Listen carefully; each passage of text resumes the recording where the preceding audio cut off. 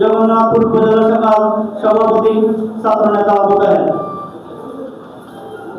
গণমানুষের সংগঠন বাংলাদেশ জামাত ইসলামী জগন্নাথপুর উপজেলা শাখা কর্তৃক আজকের এই বিশিষ্টজনদের সম্মানে আজকের এই বিশাল ইফতার মাহফিলে উপস্থিত প্রধান অতিথি, বিশেষ অতিথি, বিভিন্ন সংগঠনের নেতৃবৃন্দ, উপস্থিত প্রান্তীয় জগন্নাথপুরের সকল স্তরের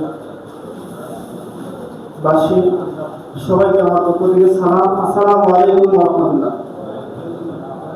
সম্মানিত উপস্থিতি, আমরা জানি প্রত্যেক বছরের শেষে আমাদের জন্য গুরুত্বপূর্ণ একটি মাস আমাদের মধ্যে আসে, যে মাস হচ্ছে রমজান মাস।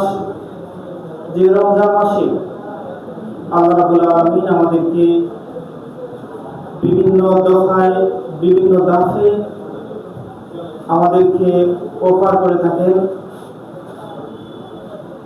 আমাদের আল্লাহ রাব্বুল আলামিন এই রমজান মাসে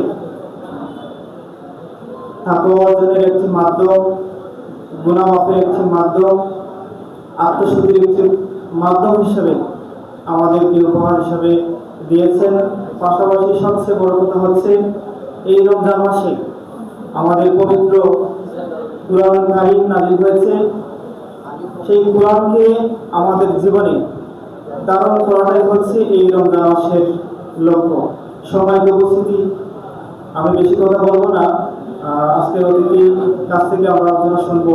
সর্বোপরি আমি যে কথা বলতে চাই, এই রমজান মাসকে কেন্দ্র করে আমাদের আত্মশুদ্ধি, তাকওয়া, পাশাপাশি